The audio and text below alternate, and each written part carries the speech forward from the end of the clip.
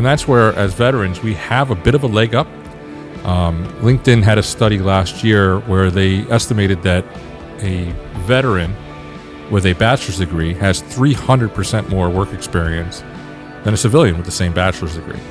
And the reason for that is that as a veteran or prior military, we've done our job every day.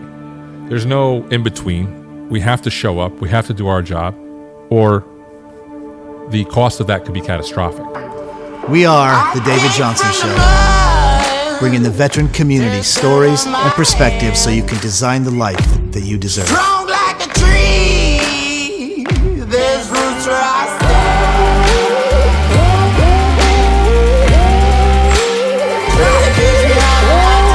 stand. Jay Sheehan, welcome to The David Johnson Show. Appreciate you flying in. Thanks. Pleasure to be here.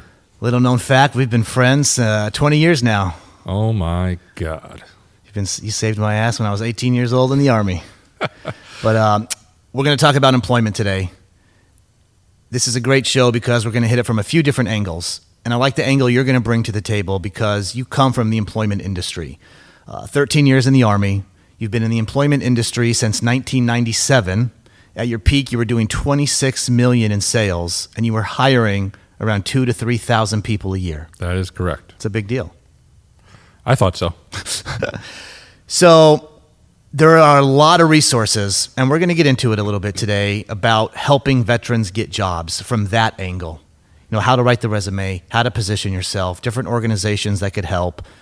But I want to tell the story of what it actually means to be an employer, because I don't think the average person, let alone the average veteran, understands the cost, the time, the energy from the employer side. So talk to me a little bit about what it actually means to be an employer. Okay, well, a lot of things go into actually employing someone. One, an employer has to run an ad, whatever media they use, internet, old school paper ads are done, radio ads, TV ads, all those cost money to bring the person in the door. And unfortunately, as an employer, we get bombarded by thousands of people that aren't qualified or remotely qualified for the job and have no interest or intention of actually showing up. So we spend this money to bring a person in. Then we cull that herd down to the people that we are interested in actually interviewing and that may be remotely qualified for a job. So then you have to take into account what it costs to actually employ someone. So you have that cost of the recruitment, then you have the cost of an employer. And the cost of the recruitment, somebody at that company, an already employee, is fulfilling that job, usually maybe an HR department member or something. Correct. So you're paying that member to go out and hire. Correct. So that costs money, number one. So then, on top of that, let's just put into perspective what it costs to actually employ someone. So you have an employee that, say, makes $20 an hour, okay? That's the $20 an hour that they use for an employee pay rate. Now, on the employer side, they're responsible for all the ancillary costs, meaning workers' compensation, unemployment, withholding tax, and a lot of employers actually will pay one portion or a larger portion on some employers of your medical insurance. So if you add that all up, that $20 an hour employee might cost them $32 to $36 an hour. Okay, so when they make that offer to you for $40,000 a year, they're actually going to be paying closer to $70. You know, so it adds up fast. It adds up very fast. So as an employer, I have to be cognizant of the fact that this employee is going to cost me X amount of dollars. So I want to make sure that I get the right employee the first time. And that's where, as veterans, we have a bit of a leg up. LinkedIn had a study last year where they estimated that a veteran with a bachelor's degree has 300% more work experience than a civilian with the same bachelor's degree. And the reason for that is that as a veteran or prior military, we've done our job every day. There's no in between. We have to show up, we have to do our job, or the cost of that could be catastrophic.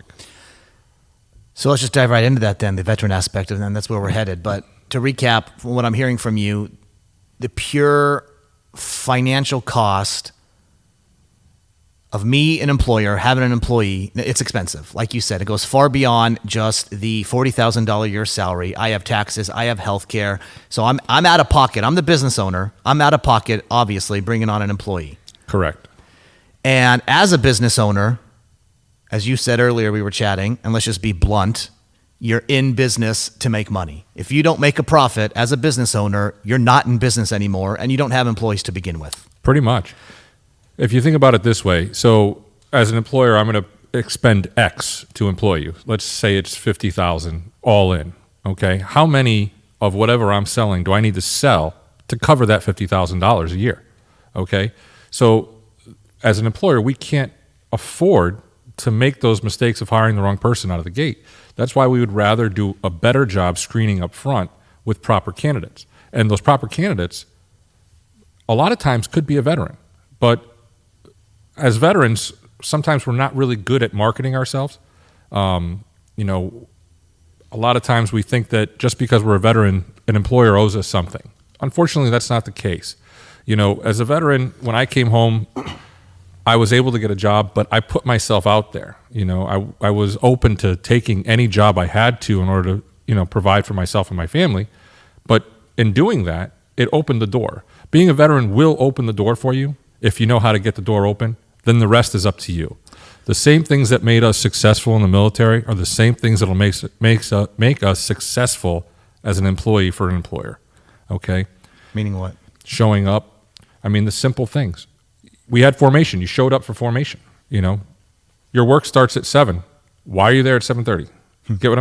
do. It sounds simplistic, and it is, but those things were ingrained in us in the military. So we should have a better work ethic than everyone else. I agree. Talk to me from this angle, because I've been an employer. I've had employees. Mm-hmm. And a lot of employers say they want to hire veterans.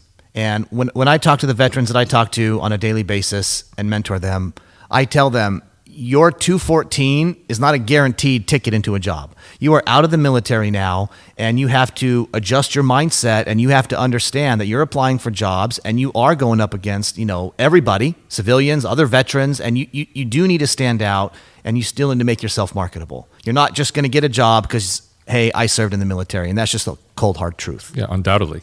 I think you and I discussed this previous in one of our other conversations about, the DD-214 not really guaranteeing anything. It doesn't. But like I said, if you understand that you have to market yourself, you can get the door open.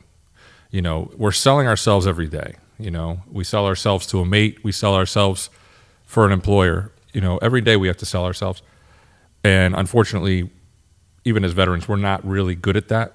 You have to kind of work at that. I would say networking is one of the largest tools that you can use. I think you touched about it in one of your other shows. Networking is huge. There's a lot of organizations out there on the veteran side and prior military side that, support each other. The guest that we're going to have coming on later, we met at a influencers conference, so those things are out there. Don't be afraid to put yourself out there. What was it they said? You don't get anything if you don't ask. Right. The answer is always no if you don't ask. So put yourself out there. Talk to everybody you can. You'll be surprised how many people want to help you, but just don't know how to. And if you don't know how to articulate that, they will never help you.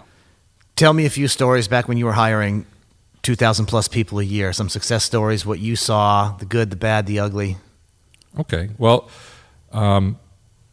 I owned a traditional staffing firm, and by that I mean there were temp jobs, there were temp to hire jobs, there were direct hire jobs, and we could expound on that later if you'd like to. But I had a gentleman that came out of jail after 5 years, came into my office with his wife, his mother, and his pastor, and they were begging and pleading for me to help him get a job.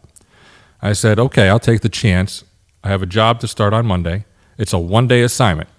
Show up, do the job, no problems, and I'll get you a better job after that. Mm-hmm. That gentleman is still there today. 17 years later, he's running a crew of 30 people, and it was a one-day assignment. Wow. That turned into 17 years. Wow.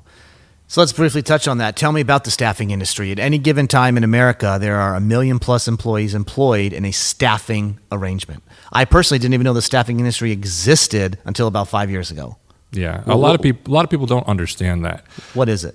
Okay, so again, there's temp jobs, which could be seasonal, like stores like Macy's or Amazon, for instance. When we come into Christmas, they have to surge in employment.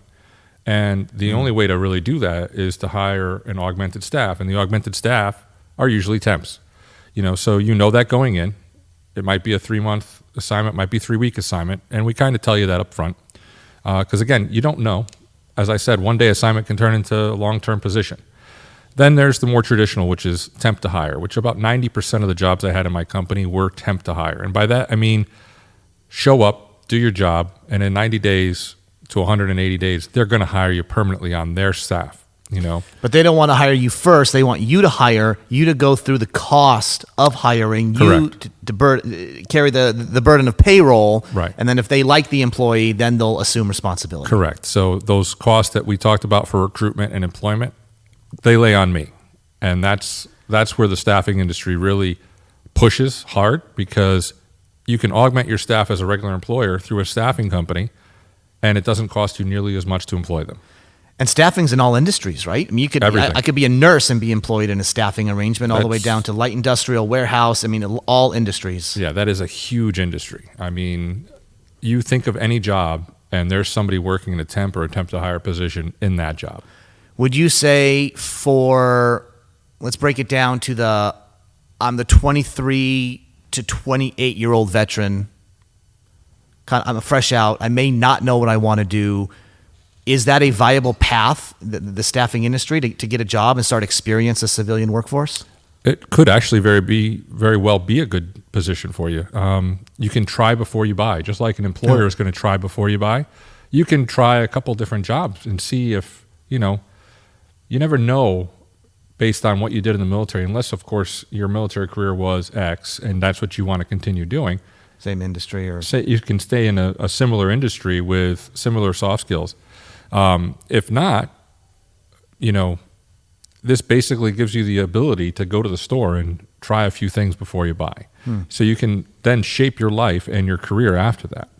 The other thing, too, is when we leave active duty, we have that last move, So we have that last move. We can pick and choose where we want to live.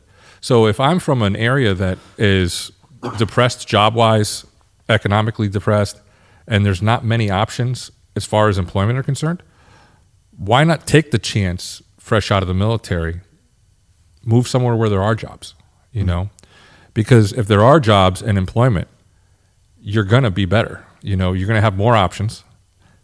You could go back to school while you're there,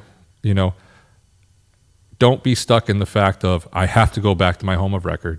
I have to go back to this. Unless, of course, that's where your family is. And, there's other familial things that you have to deal with. But, a freshly single guy or girl getting out of the military after, 4 to 6 years on active duty, why not pick and choose where you want to live?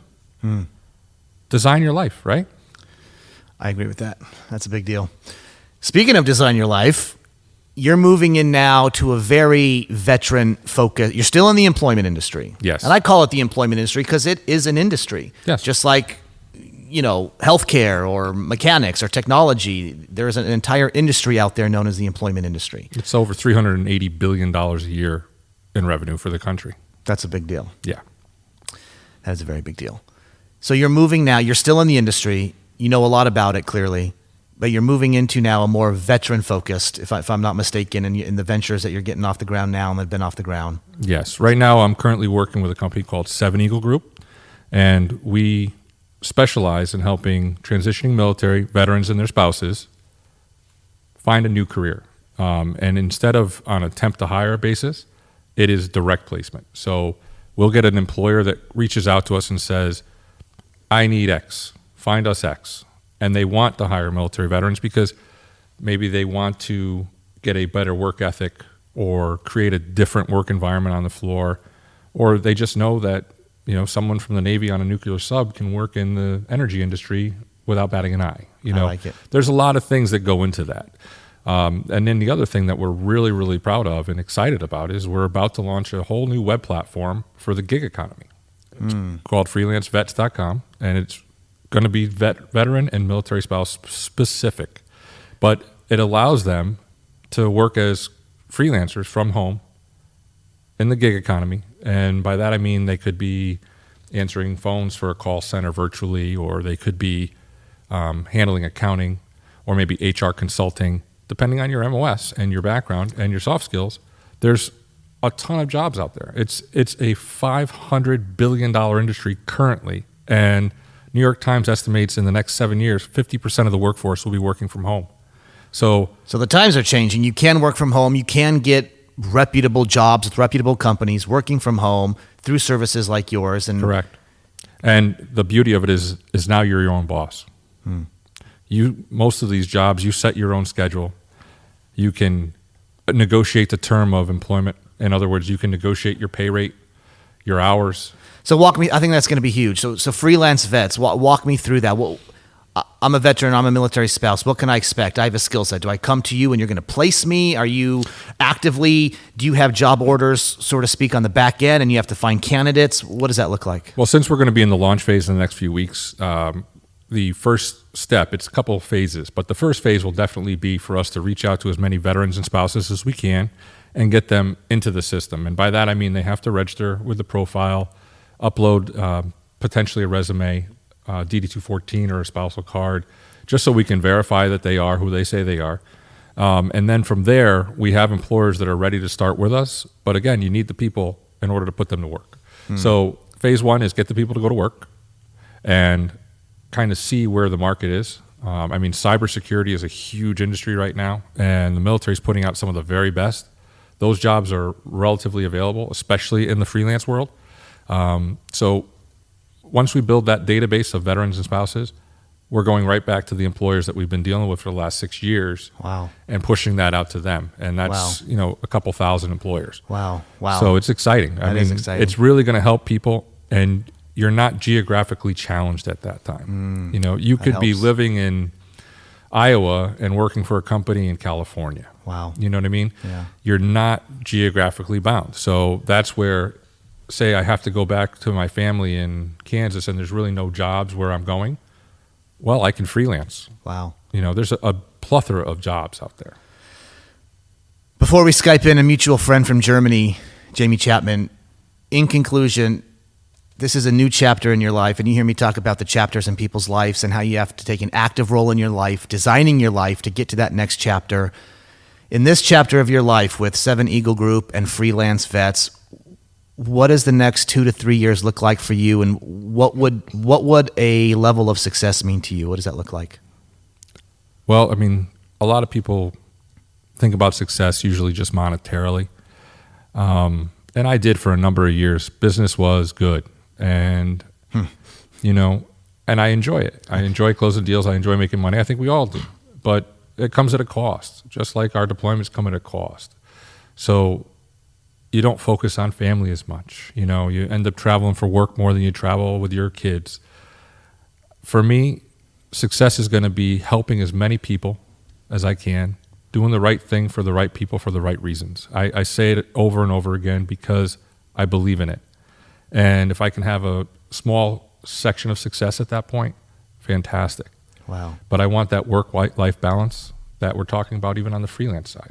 So to me, It's being able to spend more time with my children and help the people that need the help.